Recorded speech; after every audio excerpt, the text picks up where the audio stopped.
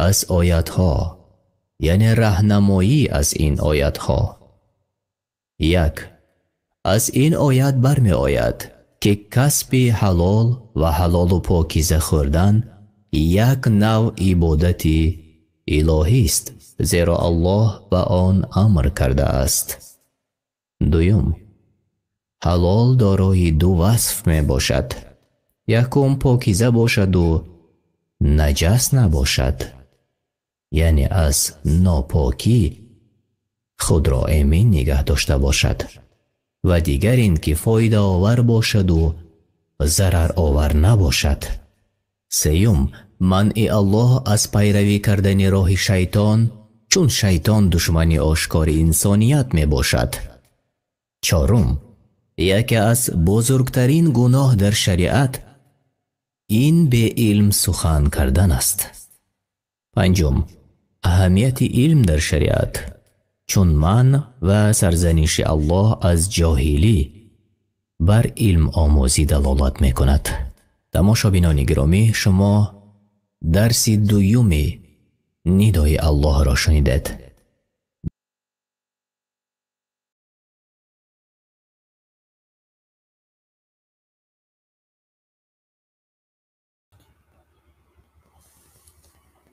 السلام علیکم و رحمت الله و برکاته. به نام الله بخشاینده و مهربان ما امروز تماشابینان عزیز برنامه مستقیم را آغاز میکنیم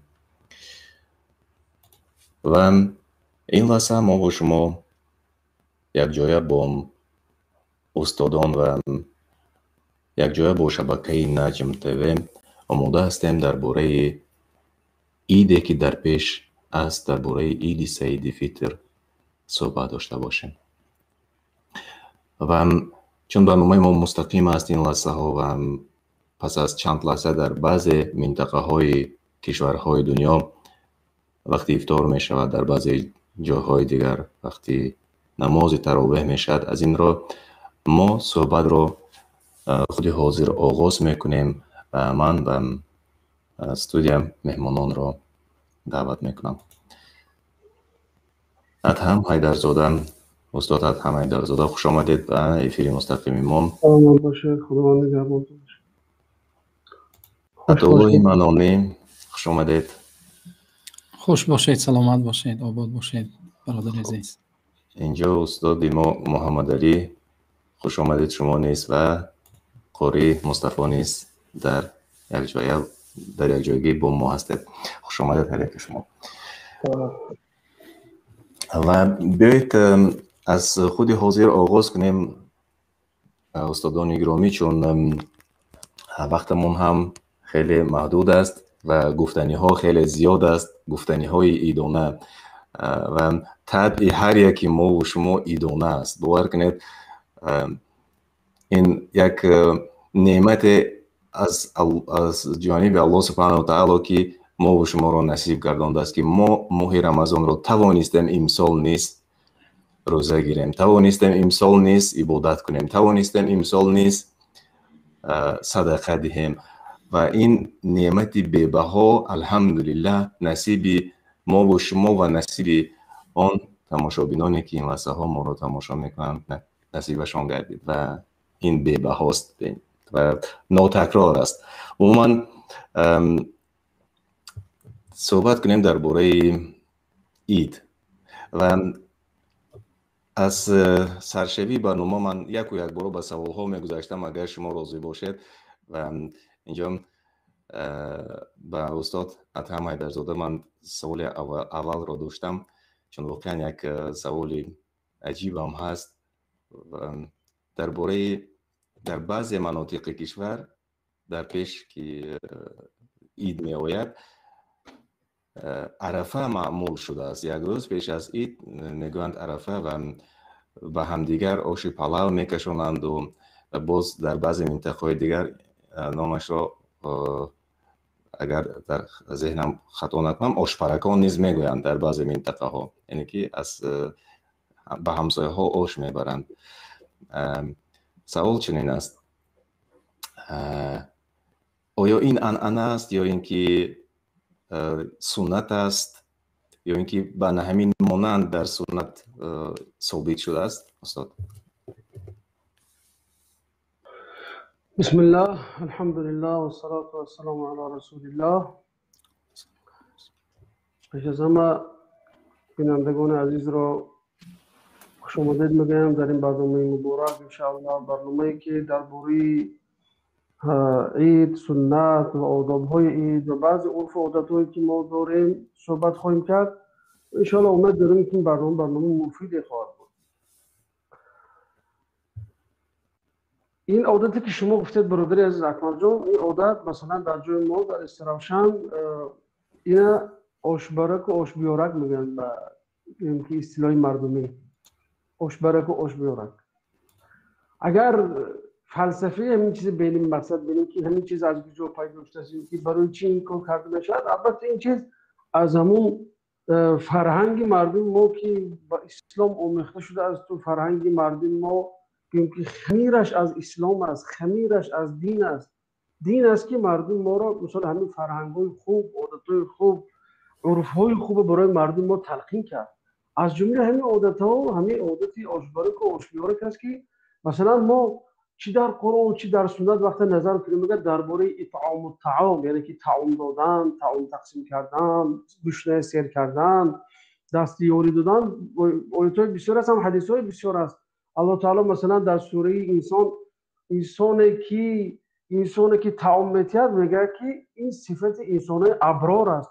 ابرار الله تعالی میگه که ان الابرار یشربون من کاس کان مزاجها کافور، یعنی که در جنت اونها از اینکه ظرف‌های آب می‌نوشند، از ظرف‌های اینکه آب استعمال می‌کنند که وای از کافور است و بعد بس میگه که وصف انسان‌های ابرار میگه و یطعمون الطعام علی حبه مسکینا و یتیما و اسیرا. طعام دادن دوست می‌دارن، یعنی که محبت به همین عمل دارن. چرا اینکه این عملی است که الله تعالی اونها رو به این چیز توجه میکند. منو ببین، مسکین طعام دادن، یتیم طعام دادن، اسیر طعام دادن، این از یکی سنت های اسلام است. بنابراین عملا به همین آیت ها، مثلا دیگه آیت ها میگه که انسانی که طعام میتید مسکینه، یتیم دستگیری میکند، بیچاره به طعام میتید، میگه که اینها از اصحاب میمنه هستند. چه در سوره لا اقسم میگه. اصلی همین عادت ها هم بینیم میگه عادتا تکیه بر همین چیز. علمای وقتی که مثلا این عادت از کی پیدا شده باشد، از همین آیات ها اقتباس میگرفتن و مردم ترغیب به همین کارها میکردن پیش از عید. و مثلا حدیث میگه که سبب داخل شوی حدیث انسان به جنت این اطعام الطعام است. حدیث عبدالله بن عمرو بن عاص پیامبر صلی الله علیه و آله گفتن که ایها الناس اطعموا الطعام وصلوا الارحام وصلوا بالليل والناس نيام تدخلوا جنت ربكم بسلام. دیگه مردم طعام چه بیچاره طعام چه خشتبار پیوندش نگاه داره، نماز شبتون رو خونه در حالی که مردم خواب هستن، به جنت خدای خود آرامانه و با سلامت خواهد در آمد. یعنی این کارها همش ریشه اش همین توجیهات نبوی هست، توجیهات پیامبر صلی الله علیه و سلم است. اینا برای مردم ما همین چیزا برای خود عادت گرفتن. اینا هم یکی از عادت البته سنتی حسنه هست، سنت نیک هست از جهت اجتماعی. بینم اگر شاید که انسانی هست که گرسنه هست، برای شب این چیزی ندارد، این مردم به همین چیز، یعنی طبقه های قشر فقیر جامعه را عیبش میپوشاندن به همین چیز. ماشاءالله بهترین یک انانه خوب است، یک انانه دوست داشته بین مردم. و انشاءالله باز صحبت برمیگردیم. اینترنت شما کمی باز ضعیفتر هم هست، سستر است و ما شما رو قدر خوب بعضا میچسبد. و بیاید به سوال دیگر گذاریم. اینجا با قاری مصطفی من میخواستم یک سوال عیدی آداب و سنت های عید سعید فطر گفته میگذاشتید و بعدا ما به شرح این باز زیادتر وارد میشویم و برمیگردیم انشاءالله.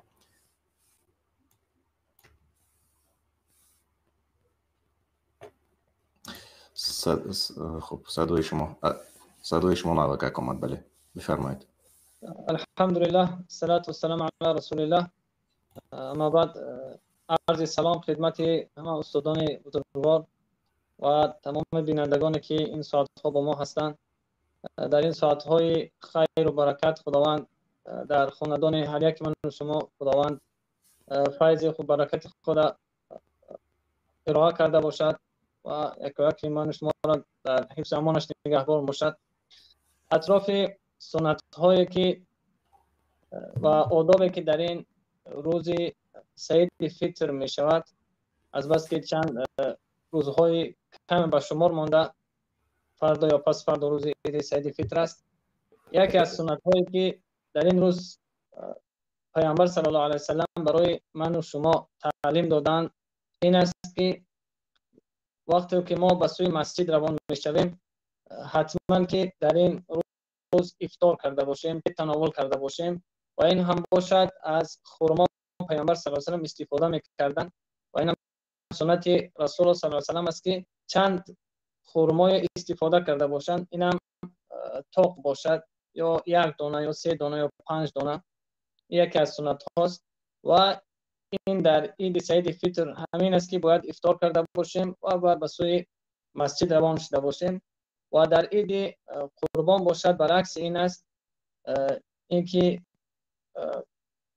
سحور نمی کنند تا زمانی که باز بگردن از همان قربانی که کرده می شود از اون استفاده کنند. این یکی از سنت هایی که در این روز سعید فطر کرده می شود.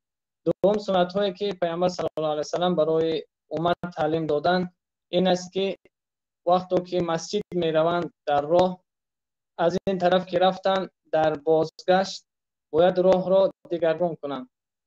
در حدیث پیامبر صلی الله علیه و سلم می فرماید که کان رسول الله صلی الله علیه و سلم یخالف الطریق، یک راهی را که به مسجد می رفتن در بازگشت اون راه را دیگر می کردن و راهی که به مسجد می رفتن راه را درازتر می کردن به خاطر اینکه همون ذکرها و شعار اسلام را در راه نشان می دادن تا اینکه به مسجد رفته شود. و اینچنین در دیگر حدیث پیامبر صلی الله علیه و سلم آمده است که نفری که به سوی مسجد می رود بهترین حضور را می گیرد و به سوی مسجد می رود، هر یک قدمی که می گذارد یک اجر داده می شود و هر یک قدم دیگری در یک خطای اون بخشیده می شود. این حکمت همین بود که پیامبر صلی الله علیه و سلم راهی را که به سوی مسجد می رفتن یعنی به سوی طاعت دراز می کردن. و دیگر از آداب این روز عید سعید فطر این است و از ابن عمر فرزند حضرت عمر این چنین روایت شده است که بهترین لباس را می پوشیدن. یکی از مستحبات در این روز آداب روز عید این است که بهترین لباس پوشیده شود و از سنت این است که از خوشبویی استفاده کرده شود و اینچنین مسواک کرده شود. اگر مسواک پیدا نکردن همون خمیره دندانشویی که هست با اون دندانهای خود را تمیز کرده باشند و اینچنین مهمتر این که در این روز سعید فطر غسل تام کرده باشند، یعنی غسل پره کرده باشند. و در روایت آمده است که ابن عمر بیرون نمی شدن، یعنی به سوی مسجد نمی رفتن تا زمانی که غسل نمی کردن. یعنی در این مستحبات این روز این است که غسل کرده باشند و در راه برآمده باشند به سوی مسجد. و دیگر چیزی که از تعلیمات دین مبین اسلام است، در راه وقتی به سوی مسجد می روند تکبیر گفته باشند. همین تکبیر تشریقی که در خود ما مشهور است از این عبارت است که الله اکبر الله اکبر لا اله الا الله والله اکبر الله اکبر ولله الحمد. همین تکبیر را در راه گویان به مسجد روان شوند. متاسفانه دیده می شود امروز بعضی از برادران دوستان در همون راه از سخنهای بیهوده استفاده میکنند. یعنی تعلیم دین این است که حتی با صدای بلند در راه وقتا به سوی مسجد میروند با همین ذکر تا به مسجد رفته باشند. در احادیث همین وارد شده که پیامبر صلی الله علیه و سلم این تعلیم برای امت دادند که از این که نماز بامداد را میخواندند پس از آن تکبیر گویان تا نماز عید تا به مسجد رفتن در صحن مسجد هم این تکبیر را تکرار میکردند. این تکبیری که گفته میشد در راه و این حکمت های خودش را دارد که در راه رفته شود و یک شعار اسلام را، یک مهربانی اسلام را برای مردم نشان دادن است. و اینچنین نقطه مهم این که اشاره کردیم به این قدر اسلام عزیز تازگی، یعنی غسل کردن، بهترین لباس را پوشیدن، بهترین خوشبو را استفاده کردن و دندانهای خود را تمیز کردن. همه این تعلیمی است که امروز جامعه نیاز دارد و امروز همین روزی که ما قرار داریم در این بیماری پاندمیا هست همین را اشاره میکنن، حالا که اسلام عزیز 14 عصر پیشتر این را اشاره کرده بودند. بله خیلی خوب، تشکری زیاد. شما خیلی خوب شرح دادید درباره آداب و درباره سنت در عید سعید فطر. و تماشابینان گرامی، باز صحبت ما این لحظه ها مستقیم است، شما مستقیم ما رو تماشا میکنید و در مهمانی ما استادان از شبکه نجم تیوی هستند و ما میان شما پولی هستیم. میگویند که صدای من کمی از جهت های تکنیکی و فکرم خطا است، انشالله درست میکنیم و دیگر سبب های تکنیکی است. من سوال دیگر رو میخواستم استاد. خب چیز هم حیدرزاده چیز گفتیم. صدای من هست یا نیست؟ بله شما رو میشنویم. استاد من چی وای کردم علاوه کردم در مسئله که همین برادر عزیز ما گفتن که طعام خورن مثلا پیش از رفتن افطار کنن، یعنی معنیش این است که پیش از اون که انسان نماز بامداد خوند باید یگان چیز تناول کند. در حکمتش هم گفتن شیرینی باشد بهتر است. در حکمتش هم گفتن که انسان مسلمان گویا به الله تعالی میگه که الله تعالی تو من در دوام یک ماه گفتی که بعد از اون بامداد هیچی نخور. یعنی که امروز که گفتی که خور، من اولین کاری که در اینجا شروع میکنم به امر تو شروع میکنم، یعنی که به خوردن. و این یک عادت عنعنه خوبی است. مثلا ما وقتی در بلکه عربستان بودیم میدیدیم که بین نماز تا نماز این مردم خرما تقسیم میکردن، بعضیا شکلات هم تقسیم میکردن که در آخرها در تاجیکستان همین عادت کم کم پیدا شد. مردم پیش از نماز عید رمضان، عید فطر، شکلات تقسیم میکردن یا خرما تقسیم میکردن، یعنی شیرینی. بله. مسئله تکبیر هم باشد یک نکته عجیب هست. علما میگن که همین تکبیری که انسان سحری عید گفته میرود، این معناش این است که یعنی که الله تعالی رو به بزرگی یاد کردن. میگن که این ماه میگه انسان به بدن خودش، به تن خودش، به دست و پای خودش احساس کرد که انسان میتونست که زبانش از حرام نگه دارد، دستش از حرام نگه دارد، چشم و دلش از حرام نگه دارد. بنابراین الله تعالی به بزرگی یاد میکنه که به همین چیز هدایت کرده در دوام یک ماه. و هم از الله تعالی که یک مسئله هست که همین چیز برای ما بردوام کن در دیگر ماه‌ها. این طاهر بن عاشر هم میگن که مشرکای مکه عادت داشتن که وقتی عیداشون پیش بتاشون طعامای میموندند و بتا را به همون خون قربانی میموندند روز بعد. اسلام گفت که بجای این یعنی که شما در عید الله به بزرگی یاد کنید، همین تکبیر الله اکبر الله اکبر لا اله الا الله به بزرگی یاد کردن الله تعالی هست، تا اینکه به مشرکان یک جوابی معنوی شود که مثلا ما در عید هم خدای خدا عبادت میکنیم. این یک زیبایی اسلام است که عید هم ما عبادت را رعایت میکنیم. عید ما بی‌بندوبار نیست، خیلی که اسرافکاری و دیوانگی باشد و شراب نوشی و رقص و بازی های بیکاره باشد، بلکه عبادت است. تو به عید ما به نماز شروع میکنیم. بفرمایید برادر. که بسیار وقت می‌گرفته. نه خیلی خوب شرح دادید و آداب هم هست. ببینید که چگونه یک با آداب مخصوص همگان میروند و حتی کودکان رو نگاه میکنیم که کودکان لباس‌های زیبا پوشیدند و یک به همین موافق یک سوال دیگر نیست اینجا پیدا شد. من اون رو میخواستم از استاد محمد علی بپرسم. خب در یاد داریم در وقتی خورد بودیم عید که شد دیگر کودکان همه لباس های نو به بر میکردند و بعد خوشبوی ها کرده ایستاده کوچه می بر اومدیم، بعد تقاب و عمک و یا خویشاوندان یک سوم دو سوم برای ما پول میدادند، عیدی پولی میگفتند. درباره همین مانند انعنه های خوب یک کم شرح میدادید و اگر روایات و حدیث باشد کوتاه نقل میکردید.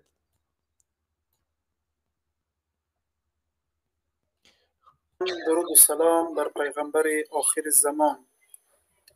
البته بسیار یعنی سوال خوب نمودید و این سوال یک غمخواری و مهربانی دین مبین اسلام را نسبت به کودکان، نسبت به ناداران و محتاجان بیان می کند.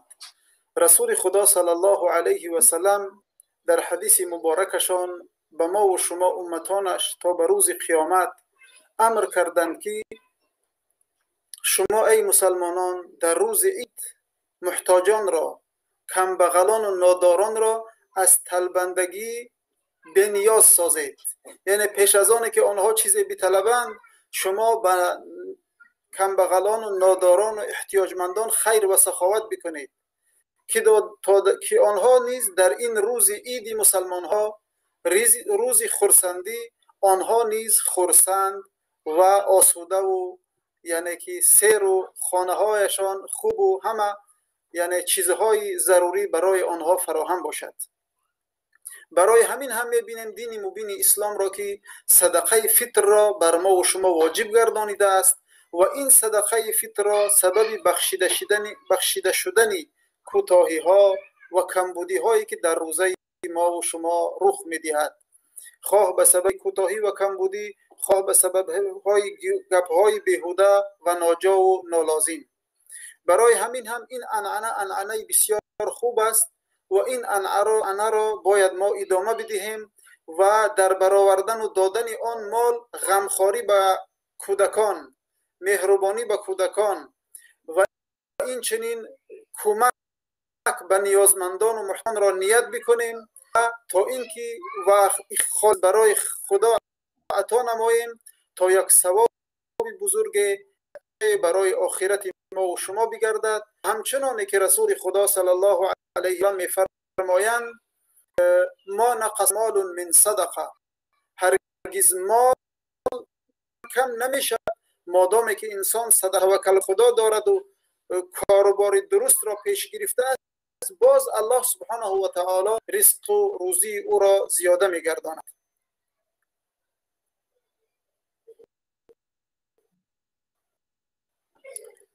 تشکر زیاد. بله بفرمایید. سلامت باشید. برای سنت های روزی عید باید کنیم. اولا از و التجا دارم که با همه خیر و برکات ما و شما را به این عید مبارک برساند و اعمال ما و شما را قبول بفرماید و حالا هم پیشتر از آمدن میگویم که خداوند خیر و مبارک بگرداند به همه ما و شما و جمله شنوندگان و دوستان و خویش و اقارب. یکی از سنت ها و مستحبات روز عید این است که انسان بر وقت از خواب بخیزد و همچنانه که گفتیم غسل میکند، آمادگی میگیرد و نماز بامداد را با جماعت دریافت میکند و نماز تهجد میخواند که این هم یکی از سنت های بسیار زیبا و بسیار مؤکده رسول خدا صلی الله علیه و سلم است و بعد از آن نماز بامداد را در مسجد محله میگذارد. یعنی علما میگویند که نماز بامداد را در مسجد محله اش میگذارد. بعد از آن به نمازگاه میرود. مستحب است که انسان ها در نمازگاه بخوانند نماز عید را. نمازگاه پیشتر در محله ما یک جای بسیار وسیع و گشاده بود که او را مردم برای گزاریدن نماز عید آماده کرده بودند و این هم طبق سنت زیبای رسول صلی الله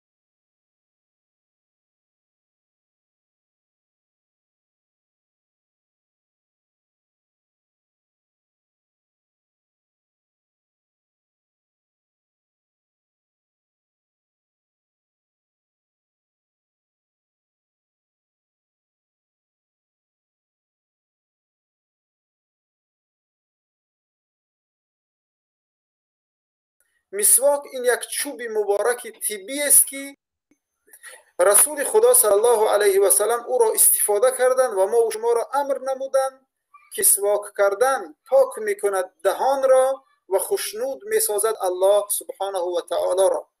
یعنی این مسواک یک چوب مبارک است که هم صحت و سلامتی دندان ما را، هم پاکیزگی او را، هم رضای الله و سنت رسول الله صلی الله علیه و سلم به جا می آید.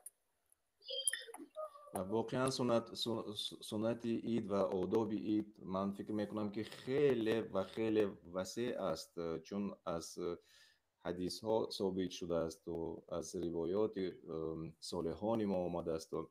و بعد باز یک چیز دیگر نیست هست اینجا، بعضی عمل ها در عید جایز نیست و در عید سعید فطر کدام عمل ها باشد؟ من خواهش میکردم اطلاع منونی را به همین سوال کوتاه شرح میگفتید.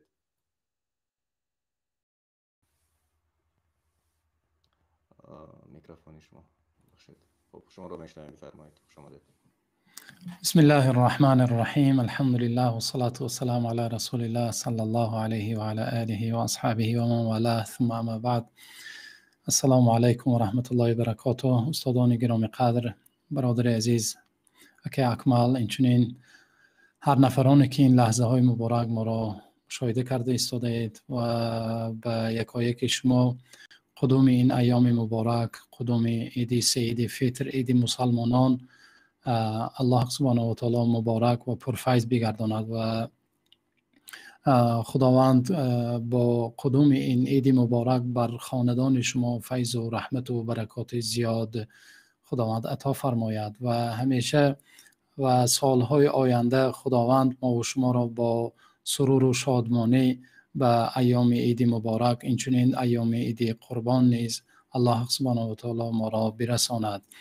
و چنانه که استادها اینجا فرمودند سنت ها و آداب های عید را برای ما فرمودند و یکی از آن چنانه که گفتند این سحری پیش از آنه که به عید رفتن یگان چیز خوردن است و از این معلوم می شود که اولین چیزی که در این روز برای مسلمان شایسته نیست این روزه گرفتن است و علل خصوص در روز عید سعید فطر است که پیامبر صلی الله علیه و سلم در حدیث مبارک خود که در صحیح بخاری و صحیح مسلم روایت شده است از ابی سعید خدری رضی الله عنه، پیامبر صلی الله علیه و سلم میگویند، ابو سعید خدری میگویند نهى رسول الله صلی الله علیه و سلم عن صيام یومین، یوم الفطر و یوم النحر و یوم الاضحى. پیامبر صلی الله علیه و سلم ما را نهی کردند، باز داشتند، یعنی من کردند از روزه گرفتن دو روز، یکی روز عید فطر و دیگری روز عید اضحی، روز عید قربان، همون روزی که قربانی ها را ذبح کرده می شود. و در دیگر حدیث مبارک پیامبر صلی الله علیه و سلم میگویند که امروز روز فطر است، شما بخورید، و اینچنین در روز عید قربان است که میگویند الیوم یوم اکل و شرب، امروز روز خوردن است، روز نوشیدن است، بخورید. و چنانه که استاد گرامی قدر استاد ادهم حکمتش را بیان کردند، گفتند که 30 روز ما زبان حال ما میگوید که پروردگارا من 30 روز تو را فرمانی تو را اجرا کرده، به تو اطاعت نمودم و وقتی که تو گفتی بعد از اذان بامداد نخورید، من 30 روز نخوردم و امروز که با همون فرمانی تو که میگویی بخورید من میخورم.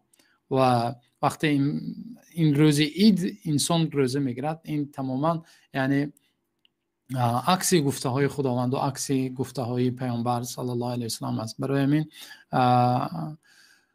شاید بعضی نفرها سوال کنند که خب 6 روز شوال یکی از سنت های پیامبر صلی الله علیه و سلم است که پیامبر صلی الله علیه و سلم بعد از ماه مبارک رمضان 6 روز شوال را به روزه گرفتنش پیامبر صلی الله علیه و سلم امر نمودند و گفتند که صیام الدهر، کسی که اگر 30 روز رمضان را، ماه مبارک رمضان را روزه گیرد و اینچنین بعد از 6 روز اگر ماه شوال را روزه گیرد، گویا 1 سال پره روزه گرفته است ثواب و اجر ثوابی یک سالینه روزه رو میگیرد. این آغاز می شود بعد از روزی عید فطر آغاز می شود و بعضی نفرها پرسیدند که اگر روز جمعه موافق بیاید چی بگذار روز جمعه موافق بیاید یا روز شنبه موافق بیاید، مهم آن است که همون روز عید ما روزه نگیریم و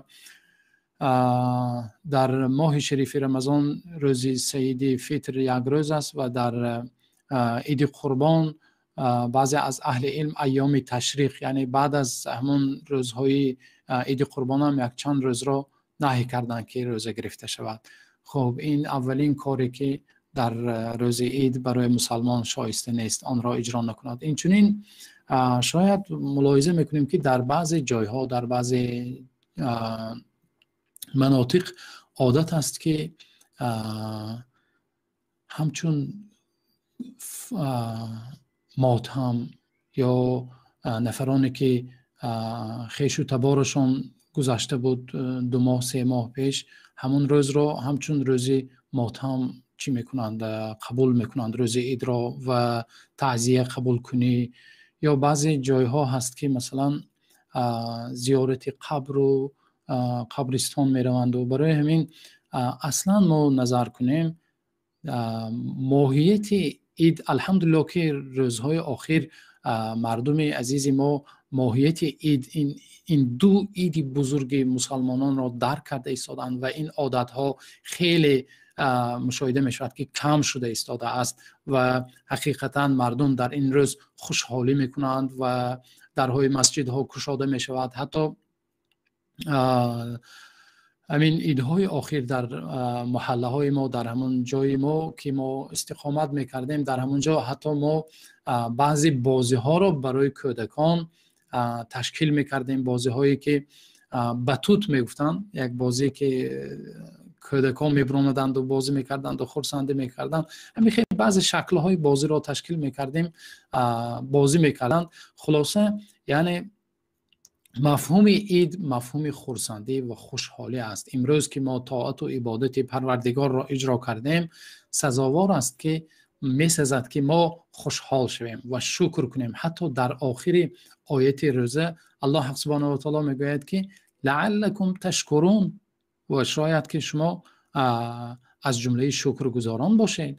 الله ما را نصیب دید که ما طول 1 ماه روزه گرفتیم با طاعت و عبادت این ماه را سپری کردیم و امروز روز عید است، روز خوشحالی است. نباید که ما این روز را به ماتم یا به ماتم زدگی یا به قبرستان و به دیگر جایها خود را بزنیم. برای همین پیامبر صلی الله علیه و سلم حدیثی که از در مسند امام احمد رحمت الله علیه و ابو داود اینچنین روایت کردن در سننشان پیامبر صلی الله علیه و سلم ما امتان را گفتند که راهنمایی کرده گفتند که لا تتخذوا قبری عیدا. رسول الله صلی الله علیه و سلم گفتند قبر مرا همچون عید شما برای خود نگیرید که چنانه که بعضی قبرها رو میروند یک مدت معین زیارت میکنند شما قبر من را این طور نکنید. تصور کنید پیامبر صلی الله علیه و سلم از قبر خود نهی کردند، چی باشد که دیگر قبرها. دیگر روز نیست که آیا ما مخصوصا روز عید را روز زیارت قبرستان قرار دهیم و روز ماتم قرار دهیم. این روزی که ما باید خرسندی کنیم. پیامبر صلی الله علیه و سلم گفتند ان لکل قوم عیدا و انه یوم عیدنا. گفتند هر قوم عید خود را دارد و ما مسلمانان نیست عید خود را داریم. روز فطر روز سید فطر و عید قربان این عید مسلمانان است. ما باید سرور و شادی را باید همدیگر رو تبریک کنیم، خرسندی کنیم، خوشحالی کنیم. صحابه ها وقتی نماز عید را میخواندن همدیگر رو میدیدن میگفتن تقبل الله منا و منک، خرسندی میکردن، خوشحالی میکردن، در حق همدیگر دعا میکردند و میگفتن که الله از ما و شما قبول کند، قبول کرده باشد، بپذیرد. گویان همدیگر را دعا میکردند. برای همین و من نیز در خاطر دارم، ببخشید استاد عزیز، در خاطر دارم که واقعا این گونه چیزی که شما گفته گذاشتید نوکک مخصوصا باز در عید در عید وقتی که در خود تاجیکستان زیاد مشاهده می شود که سر قبر می رفتند و در روز عید یا چند روز عید و باز چند روز بعد از عید، یعنی که 3 روز بعد از عید نیست،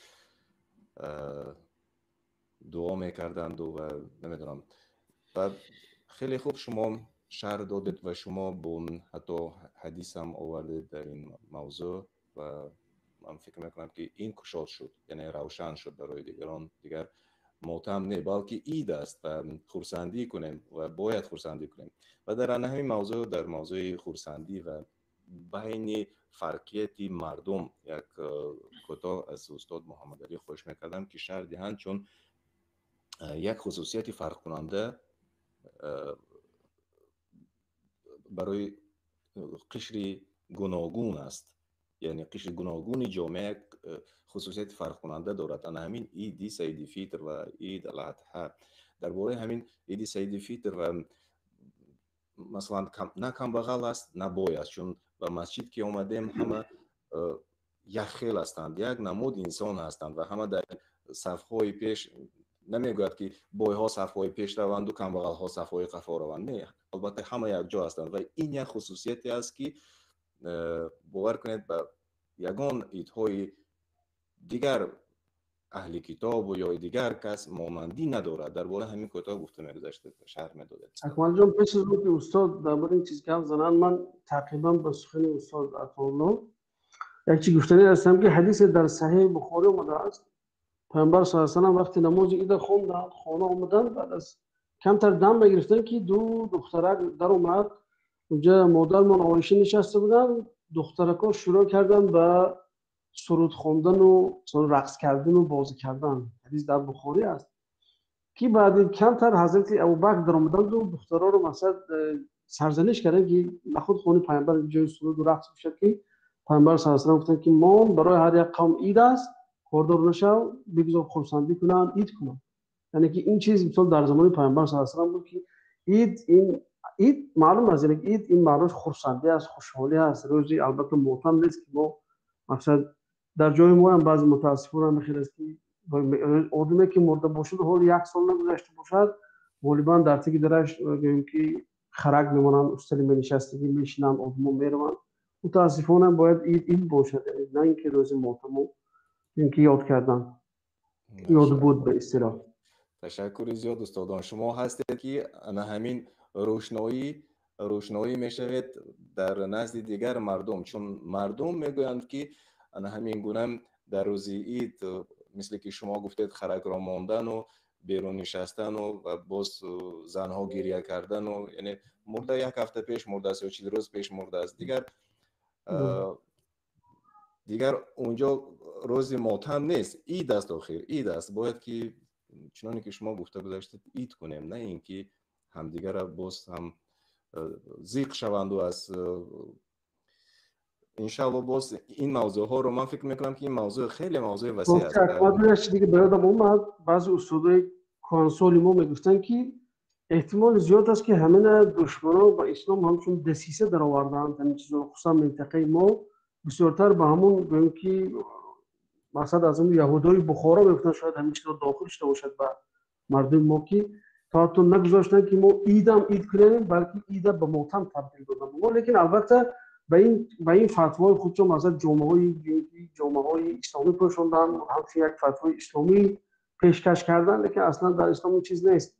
البته نقش دشمنان هم برای این چیزا بین مردم پهن کردن و مردم خرسندیشون رو به ماتم تبدیل دادن. البته اینم یک که وارد است، از احتمال دور نیست که چنین شده باشد، چون در انهای گذشته، یعنی که در سنتی صالحان این گونه نبود، یعنی که هیچ کس روز عید ماتم نمیکرد.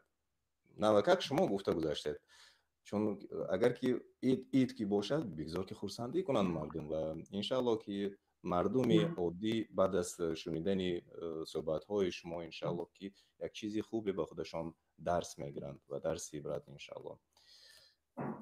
و خب درباره بله، در خودی در اطراف اینه که شاید اجازه باشد بله قاری مصطفی مرحمت. همین معنا از اید یعنی نباید دانسته باشیم که اید به همین معنا که همون روز اید هم که باشد باید اید را همچون طاعت و عبادت قبول کرده باشیم. متاسفانه بعضی در خودمان هم این هست که در همین روز اید هم باشد بعضی ها فکر میکنن که امروز تنها باید روزی خوردن باشد و خانه گشتن. بعضی ها حتی ترک نماز میکنن. اساس اید همون است که همون روز اید هم که باشد ما به سوی خداوند ذکر و طاعت و شکر خدا زیاد کرده باشیم. اید این طور قبول نکرده باشیم که تنها گشتن باشه. حتی بعضی جایها در که زنها با مردها که محرم نیستن یک جا شده اید میکنن. یعنی عملهایی که در روز اید نباید این کرده شود. خاصتا در این روز که اینقدر یک ماه ما طاعت کردیم نزد خداوند از قیام لیل و از روزه‌ای که داشتیم باید دعا و تضرع نزد خداوند زیادتر باشد. در این روز متاسفانه که زیادی از مردم از این کم خبر دارند که در این روز حتی اگر خانه هایی که رفته می شود حداقل یک حدیث گفته شود، یک مردم را به سوی خداوند خوانده شود. در این روز عید مسلمان همان روز باید باشد که در آن روز ذکرش زیاد باشد، طاعت خداوند تقوایش زیاد باشد. خدا نکنه اگر همین روز عید هم باشد و کسی دست به معصیت بزند یا عید نامیده نمی شود. خاص عید مفهوم و معناش همین که در این روز به سوی خداوند بازگشت زیادتر باشد، نمازهای جماعت باشد، دعا زیاد باشد، حتی قرآن خوانده بتوانند در این روز. این یکی از اشاره‌ها و نقطه‌های مهم است که باید جامعه دانسته باشند که در این روز طاعت باید به سوی خداوند بازگشت زیاد کنیم، خاصتا دعا را زیاد کنیم. همین روزی که طاعت می شود آن روز عید برای مسلمان است. سلامت باشم. صدای شما نیست که اکمل صداتون نیست. ببخشید واقعا درست گفتید. بعضی ها عید میگویند و دیگر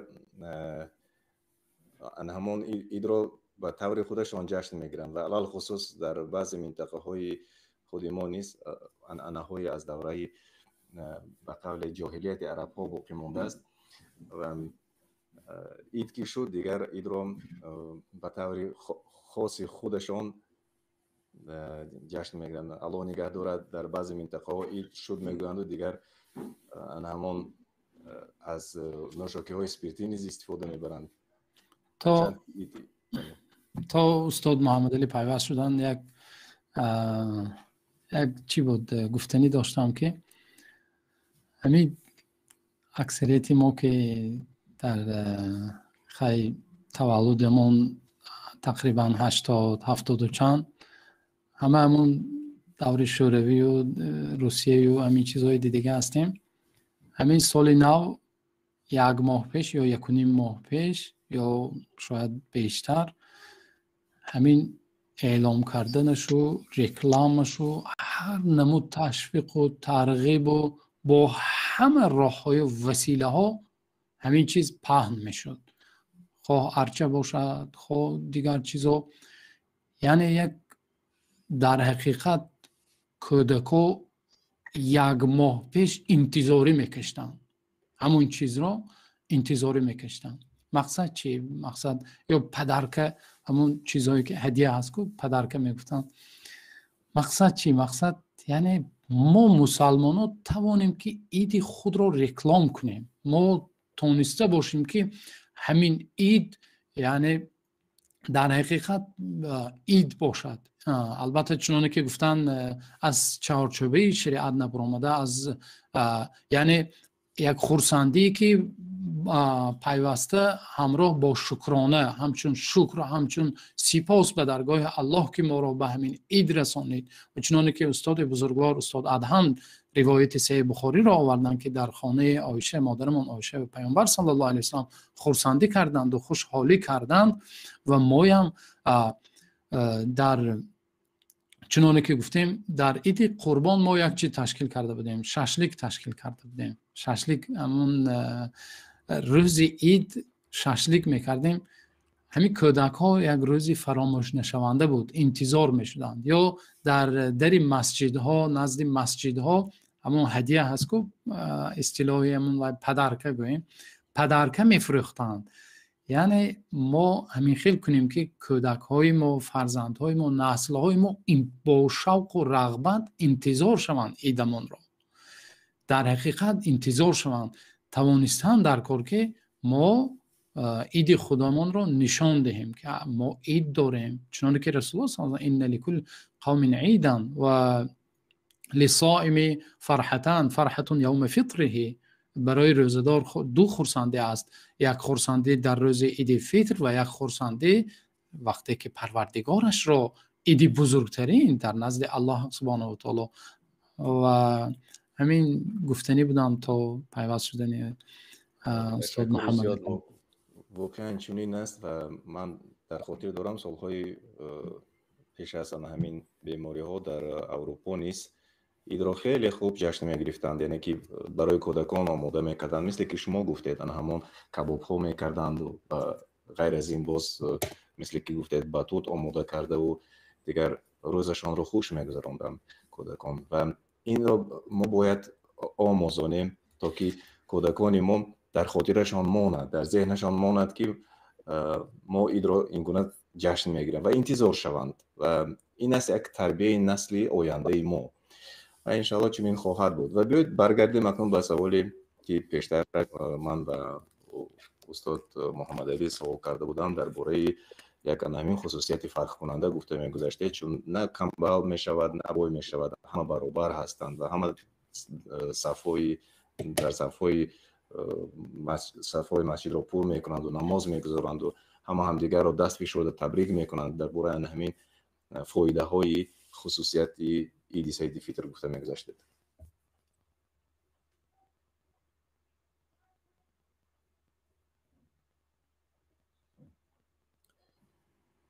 من فکر میکنم که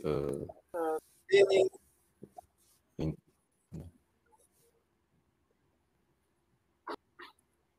بسیار خوب قید کردید. سلامت باشید اکمل جان. بسیار خوب قید کردید. البته دین مبین اسلام دین برادری، دین دوستی، دین غمخواری و مهربانی است. آمده است این بحری مهر و محبت و کمک همدیگر و اصلاح و رفتن در راه درست. همچنانه که در حدیث ها یاران پیغمبر صلی الله علیه و در روز عید با همدیگر واخورده با چهره کشاده بسوم و دعاهای نیک یکدیگر را پیشواز گرفته میگفتند الله منا و من، خداوند از ما و شما عبادت ها را قبول بکند. خداوند الها دوستان عزیز، اصول گرامی، شنوندگان عزیز و ارجمند، تقبل الله منا و منکم. از ها میگویم که خداوند از ما و شما جمله عملهای نیک ما و شما قبول بفرماید. و باز نیز علما گفتند که میتواند انسان دعا سخنهای نیک بگوید. میتوانید مثل امروز بعضی از علما و مسلمانان با این سخنهای زیبا یعنی عادت کرده اند در میگویند که ما و شما را از جمله عید کنندگان و کامیاب شدندگان بگرداند. خداوند عیدهای دیگر، رمضانهای دیگر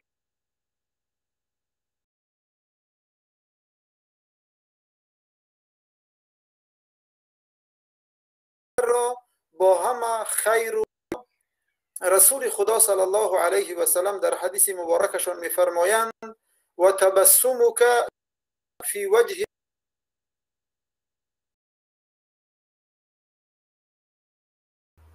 خب خیلی اینترنت اخیک صدقه، تبسم کردن تو در با آنهای ما استاد را شنیده نتوانستیم چون اینترنتشان خیلی سست است. تشکر میگویم و واقعا اگر در نهایت باز استادان اگر گفتنی داشته باشد، علاوه کردنی باشد چیزی، چون وقتی برنامه ما به پایان میرسد و چند دقیقه دیگر باز داریم، اگر علاوه ها باشد مرحمت، من میکروفون شما رو در میکنم. چند بار برایشان پیشکش کرده بودم برای برادرانم که درباره کمتر همین عرف و عادت مردم رو گذاریم در همین اینها. مثلا هر کدوم از منطقه خودش، البته برای مردم خیلی شوق‌آور است، شاید بعضیشون بگن بعضی از دیگر منطقه از منطقه دیگر بی‌خبرن. البته ما در بدایت تاکید کردیم که مثلا هر عرف و عادتی که مردم دارند از اسلام گرفته است. غالبا وقتی می‌بینیم اساسی همین عرف و عادت‌های نیک همش از اسلام است. مثلا ببینید همین سلام علیکم از اسلام است، لباسی زن‌های ما از اسلام است، توی معرکه دارم همش از اسلام است، مثلا دف مثلا اسلام. بنابراین وقتی عید می‌بینیم دوستان عزیز بسیار عادت‌های خوب است. مثلا جاهای ما مردم میروند، آدمای کلانسال زیارت میکنند، آدمایی که مثلا کسلی دارن، بیماری دارن، برآمده نمیتونن، اونها رو زیارت میکنن، برای اونها یک هدیه پیشکش میکنن، خیشتبار رو زیارت میکنن، کودکای ایدی پولی میتونن که وقتی کوچه هم میگردید یا خونش باشن میگن کودکا اصلا ایدی پولی مثلا چی میکنن، میگن ایداتون مبارک باشد، این باشد، یعنی که اشاره های به همین چیز هست. البته گفتیم استاد عطاخان هم مثلا آخر وقت‌ها در مسجدها هدیه‌ها برای کودکان آماده کرده میشد، مثلا چیزها تقسیم کرده میشد. یعنی که عموما عرف و عادت‌های خوب بین مردم ما هست که البته همه این از اسلام نشأه‌مو میگیرد و تا حال الحمدلله که این چیز دوام داره. تا حتی مثلا در زمان شوروی هم ما بودیم، با وجود که شوروی اینقدر حکومت پر اقتدار بود و اینقدر نیرومند بود، این ایده از بگیم که همچون یک ایده خلقی از بین برده نتوانست. مردم بجای اید میکردن. اصلا ما از همین آشبرک و آشبیارک میفهمیم که روز اید بود، چون که مسجد نبود، مثلا اذان نبود، که نماز نبود. از همین چیز ما درک میکردیم که اید آمادگی است. هم یک عادت دیگر این است که در جای ما نوعروسا دخترها برای اید تبریک کنی میروند، سحری اید 3 روز اید میگردن تا اینکه نوعروسا رو تبریک کنند. این عادت فقط در دختر بچه ها هست. اما دیگر باز خشتبار رفت آمد و اینها هم خیلی عادت‌های خوبی هست در بین مردم ما. من امید دارم که در دیگر منطقه ها همین چیزها هست، برادران برای ما کمتر درباره عادت‌هاشون میگفتن خیلی خوب بشه، چون که بله ما از هر گوشه و کنار تماشا دارن از جمهوری کردم. خیلی که شما گفتید آش برک و آش بیارک در جای ما در طرف‌های قسمت کانی بادام و اسفره این رو آش پرکان میگن، آش میپرد و به خانه همسایه ها میروند، یعنی که بین هم دیگر. و این به نهایت اصلا همین چیز چقدر که شما گفته گذاشتید، اصلا همین چیز ما درک میکردیم که وقتی که خانه ما آش می آمد و ما خانه کسی دیگر آش می بردیم میفهمیدیم که پگاهش عید میشود. و باز یک انانه که اینقدر خوب نیست و درباره شما گفته گذاشتید، اون انانه که مثلا چیز میکردن روز عید و بعد عید در بعضی خانه هایی که شاید 1 هفته 2 هفته یا چیز روز پیش از در داخل 1 سال یک نفر مرده باشد آنجا ماتم میکردند. همین یک عادتی که اینقدر چیز نبود. این در جای ما خیلی معمول است.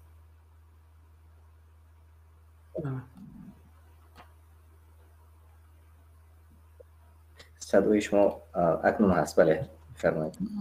علاوه بر گفته استاد آدم، چون که گفتند همین عادت زیارت بزرگسالان خیلی الحمدلله رایج بود. من در یاد دارم که هر سال هر عید با پدر را همراه گرفته، پدر میگفتن خانه فلانی میریم، فلان جا میریم، با ماشین همراهی میکردم و گرفته پدر را به هر همون نفری که سن سالشان بزرگسال بودن زیارت می رفتیم. این یک صله رحم بود و تبریک میکردیم. این چونین به خانه ما نیز می آمدن، به زیارتی بودن، به تهنیت گفتن، تبریک گفتن عید، همه خیش و تبارا یک همچون صله رحم خیش و تباری زیارت میکردن و همون تعامی که گفتید این چونین در جای ما هم هست. و باز یک چیزی دیگر بود، وقتی دانشجویی که من جوان آیله دار شده بودم،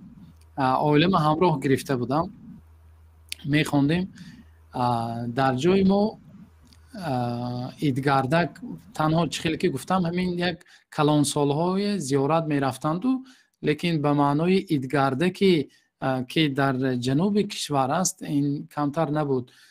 اما وقتی دانشجو شدیم و در اونجا تحصیل میکردیم ایدگردک انمونجا دیدیم و چند روز پیش از اید در یاد دارم من میرفتم همون چیزهای شیرینی برای پخت و پز عائله، برای همون زنها تا اینکه آماده کنند و دسترخوان، همین دسترخوان ایدانه آراسته میکردیم. با نوبت، حتی با نوبت دانشجوها، طلبه هایی که عائله دار نبودند به خانه زیارت می اومدن، عید گردک می شد. یک بسیار فضای عجایب بود. بعد از نماز عید شروع می شد، انتظار می شدیم تا قریب بیگاه و چند روز دوام می کرد. طلبه ها می آمدن، دیار و دوستا، عید گردک می شد. ماشاءالله بسیار یک خاطره های بسیار عجایب بود. و بعضا باز دوستان حتی میگفتن که اگر تو خانه ما نآمدی امروز من خفه میشم از تو. روز اول نآمدی اقلا روز دوم بیاد. و الله پاک از به نهایت یک طرز نزدیک شوی انسان به انسان در همین عید است. علاوه میکردید استاد محمد علی درباره عنعنه‌های عیدانه؟ سلامت باشید. بسیار خوب قید کردید. البته پیش از آمدن عید مردها به بازارها رفته چیزهای خوراکی، شیرینی، نشالا و غیره این چیزها را برای عید خریده به خانه حاضر میکردند. مادرها و زنها باشد خانه ها را تازه و آزاده کرده، آذوق پزی، پولچه پزی، چیزهای گوناگون دسترخوان آراسته کنی. حتی در روز عید با برکت این خیر و سخاوت بوده که خدا امر کرده بود، همه خانه ها درها گشاده، هم گرسنه در آن روز دیده نمیشد. خانه ای که میگذشت درها گشاده، دسترخوان آراسته، طعامها آماده اند، میتوانست که بخورد و استفاده بکند. یعنی که یک روزی عجایبی بود که در آن روز مردم دوستان خود را، خویشاوندان خود را خبر می‌گرفتند، از حال و احوال آنها آگاه می‌شدند، آنها را به این روی و تهنیت می‌گفتند و اخلاق نکو و آداب و رفتار نیکی ملی اسلامی خود را باز هم اوج بگیرد، باز هم سبب مهر و محبت و فیض و برکت در خاندان ما و شما باشد. سلامت باشید. تشکر زیاد، خیلی خوب گفتید. و اگر الهه ها باشد، الهه ها داشته باشد مرحمت، و اگر نه وقتی فرصت برنامه ما به پایان میرسد، قاری مصطفی اگر الهه داشته باشد مرحمت بفرمایید. یاد ما هست که همون شب عید هر یک عید لباس های خاص خود در لباس نو خریداری میکردیم و بالای سر خود میگذاشتیم که تا سر پیشتر از خواب برخیزیم. حتی بعضی شب‌ها که خواب نمی‌کردیم تا سحر همون لباس‌های خود پوشیده به عیدگاه رویم. دیگر اینکه از امام محله همین بود که یک روز پیش از عید خانه‌ها می‌گشتند، دعا می‌کردند و برای عید پوشدار می‌دادند. یعنی از این ما فهمیده می‌شدیم که از این می‌دونستیم که فردا روز عید است. یعنی یک تبریکاتی را پیشکی آماده می‌کردند. بسیار یک عادت عجیبی که همون کودک‌ها و ما دیگر می‌دونستیم که همین فرد روز عید است، روز خرسندی است.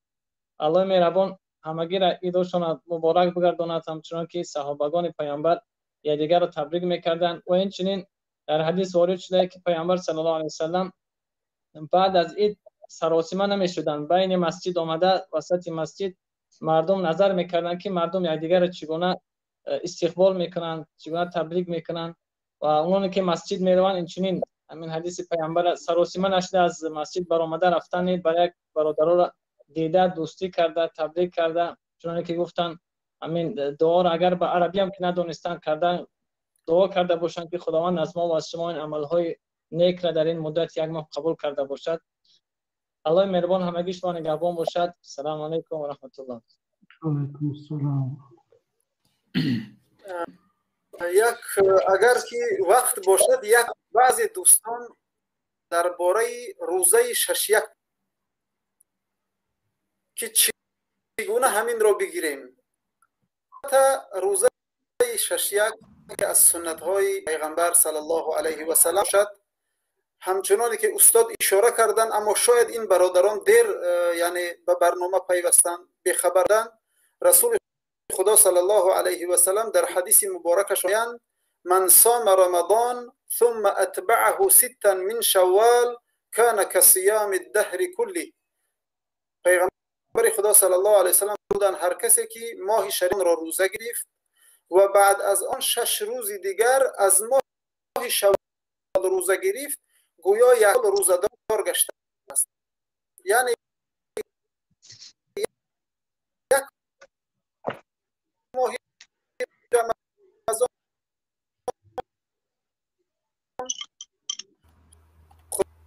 خداوند به 10 ماه روزه 6 روز شوال که ما و شما روزه میگیم عزیز، این روزه ماه شوال را پی در و یا کارش شد میتواند که در بین فاصله اولا و افضلش پی در پی است. خداوند ما و شما را موفق بگرداند و اجر او را هرچی بزرگ کرده در نام اعمال ما و شما ثبت نماید.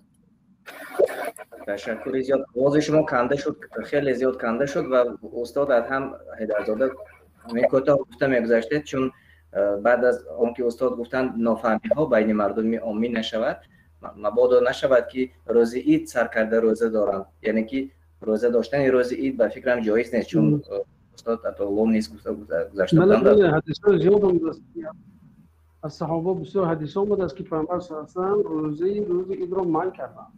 روز عید حرام است. خیلی در بدایت هم تاکید کردیم که الله تعالی وقتی ما رو 30 روز امر به روزه کرد، روزی یا 29 یا 30 روز خیلی ماه هجری می آید، بعد از اون الله تعالی گفت که همین عیدتون رو به فطر شروع کنه. برای عید به فطر شروع میکنیم چون که آدم گمان نکنه که این روز روزه‌داری هست و یک روز روزه میخورید، یعنی که فطر میکنید روز عید. پس از اون کسی خواهد، کسی توان داشته باشد، بعد همون 6 روز روزه 6 رو میگیره و همیشه.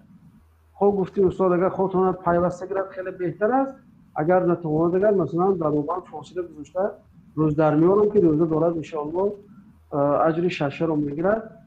و دیگر رو گفتن که 30 روز رمضان به منزلتی که 300 روز است و 6 روز به منزلتی 60 روز است.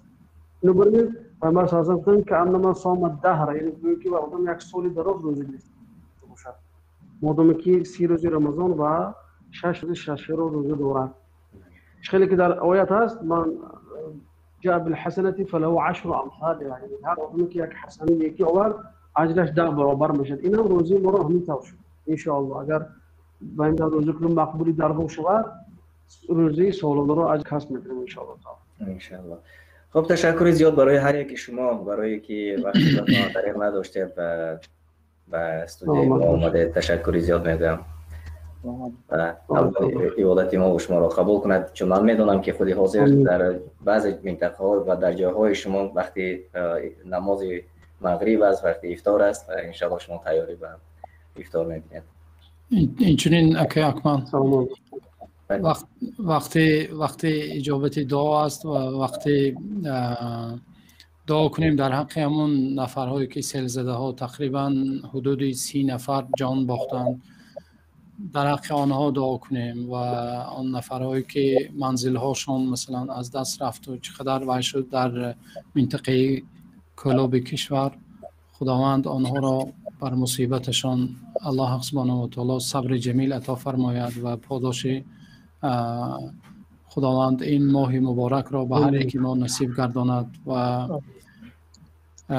البته وقت تنگی کرده ایستاده است، باز در آخر هر یک شما را با قدوم این ایام مبارک دعا میکنیم و اینچنین همون روایتی که از صحابه ها روایت شده است، آنها 6 ماه بعد از ماه رمضان دعا میکردند که الله سبحانه و تعالی از آنها این ماه مبارک را قبول و پذیرفته باشد. ما اینچنین دعا کنیم که الله سبحانه و تعالی طاعت ها و عبادت های کوچکی ما و شما را و درگاه بی‌نیاز خود قبول فرموده باشد.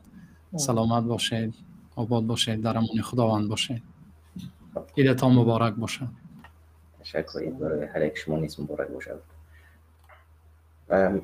تماشاگران عزیز، اینجا وقتی برنامه امروزه ما با پایان میرسد و تشکر میگویم که این لحظه ما رو همراهی کردید و کوتاه ما با استادان درباره عید سعید فطر صحبت داشتیم و انشاءالله باز برنامه‌های دیگر در آینده نیت داریم، نقشه داریم، پیشکشی شما خواهیم کرد.